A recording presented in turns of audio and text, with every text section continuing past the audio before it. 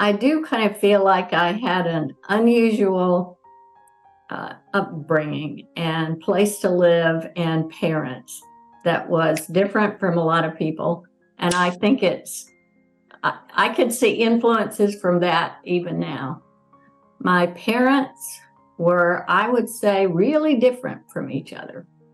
My father had a high school education. He was a small town cattle farmer.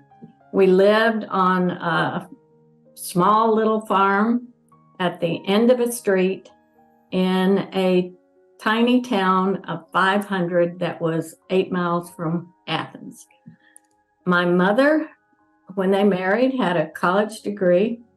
She was always interested in learning. She'd never gone to sleep had the internet existed at that time. Never, never, never. So they seemed really different, but both of them were really involved in the little town we lived in. And both of them were active in civic groups, and my mother was active in PTA. You know, we both probably grew up in settings that were completely segregated, right? Absolutely. And I realized I have had very little sense of what that meant or how separate it was. But I do remember my mother was always she was a really interesting person. And I remember we were traveling to South Georgia. My sister and I were in the back seat, and we stopped somewhere. This was to see relatives. And my mother said, she pointed to another car and she said, "I feel sorry for that mommy and daddy. They're on a trip too, and their little children don't have a place to go to the bathroom." And I don't know why I remember that, but it was kind of a powerful memory, the way she said somehow. Anyway, so those were those years. I then went to high school at Athens High, and it was a completely different experience.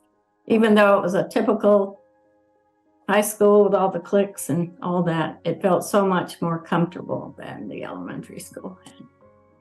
But did I answer your question? What? Yeah. So during your high school years, your mom was still at the university? At the university, and all the time my sister and I were growing up, she was working 2/3 time at the Bureau of Business Research in the business school at the University of Georgia and going to school. She got her MBA it was actually a MBA with a thesis, some slightly different, but an MBA in the business school in the 1950s. She had to be one of the first, and unfortunately, I wasn't smart enough to ask her while she was living out, how many other women had gotten degrees there, especially business degrees. But she loved learning.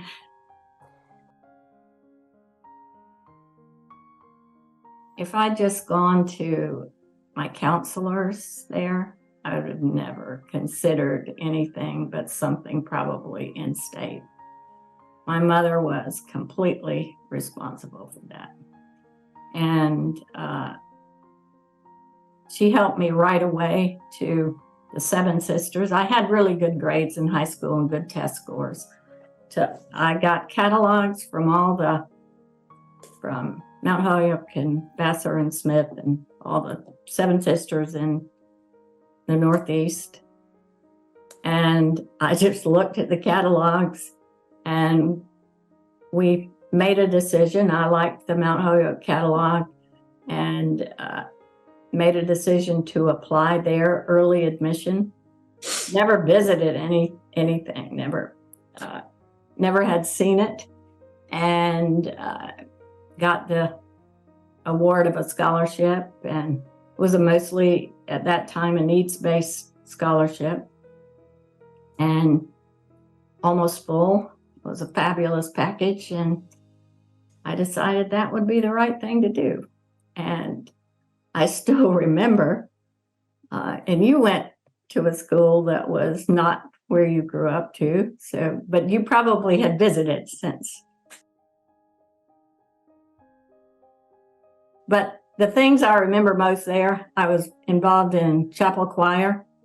I'm a joiner. I'm an introvert, but I'm a joiner. So I like doing things, being a part of things, being a part of things that were really meaningful, though, were being a part of the chapel choir. And I was a part of the Fellowship of Faith and very involved in the Protestant Fellowship. Two things that came from those two experiences. I was in the chapel choir when Martin Luther King spoke in the chapel, was the minister that morning. And that was, you knew then that that was a special experience. And we got to walk around the campus. He was leading, singing, "We Shall Overcome."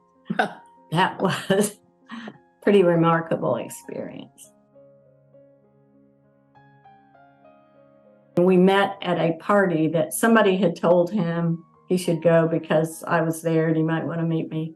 But it took a while for things to gel, I'd say. I'm not sure I knew he was the one at first, but It wasn't lightning in a bottle at the moment.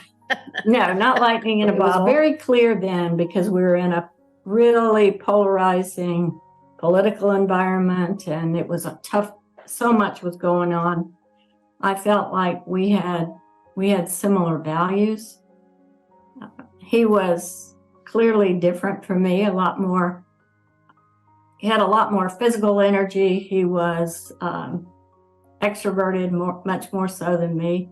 I've said, you probably heard me say in presentations, I married him to answer the phone, because he was very willing to do all the, and I think those differences has also made us really good in business together, made it possible for us to do business together.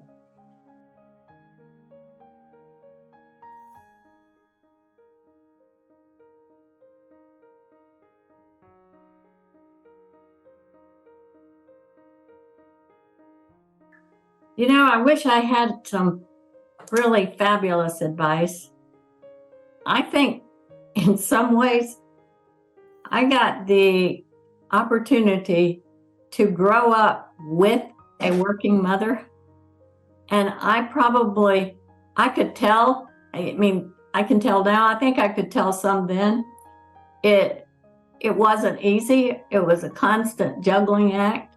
There's probably no perfection, but she clearly was super committed to us and to her family. She was also super committed to her career. She was also super committed to her community and the other things but I think I sort of had a role model for the kind of moving in and out of that any working mother does.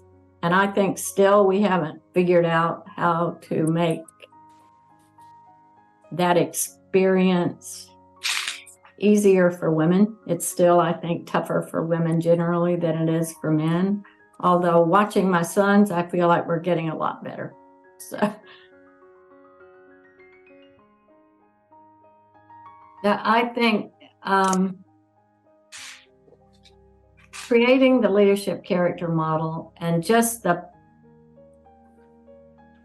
thinking about leadership that we did before that together to create the model, that was really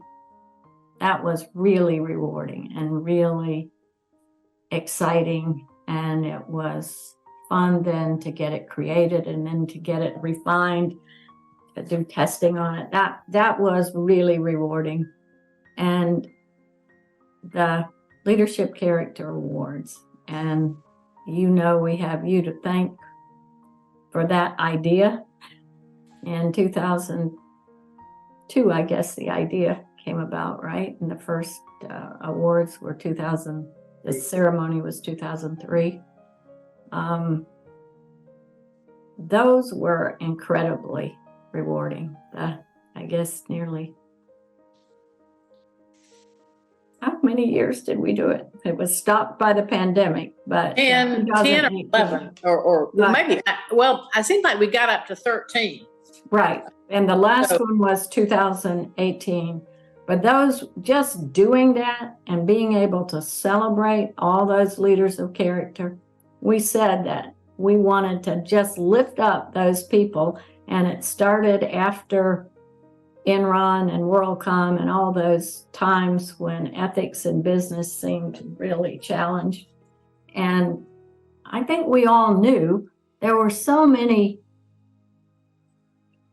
really ethical leaders of character, and we felt like we could lift those up and influence other people, influence younger leaders. And I hope we did some of that. And you were right there with us on all of those. Overall, neither of us were business people. I'm really proud we've made payroll since 1983, every single time, and we've managed to stay in business and even stay in business after the financial crisis and the Bell South sale, which was huge. Those were tough things. I'm really proud, and I know you're a part of this too, of the length of time we've devoted a lot of attention to supporting women in leadership, to the Women in Leadership program, to the fact that we coached women just from growing up with a mother who you could tell was not, got paid less than the men, and she knew it and we knew it. And it felt really good to do that. I might put more emphasis on that if in a second life. But Susan, so much of running a business, and especially just a business like this that you don't have a lot of funding for, you're just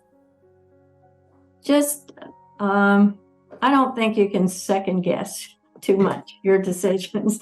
You just sort of do the best you can and keep going and be grateful for what happens. Well, I would love to do something that helps. I worry a lot about our teenagers and young people now and the levels of anxiety and depression. I wish I had a way to impact that. The thing that's most exciting to me right now, and I would do something in this, and this is another thing that's super fun with our two sons, is what's happening with large language models and AI right now is going to change the world in ways we can't even possibly imagine. And if I had a magic wand, I'd for one see the future and try to figure out what is it really going to be like 5 years from now. But it feels like the time in 1996, it's even more critical. At that time, we were trying to figure out how do you build a website and how do you update a website and that kind of thing. This is bigger than the dawn of the internet. It's really huge, and to be able to have a magic wand to do that, I would do that. I would do a ton of things, but I love learning about that right now, and it's great to talk to Rob and Josh about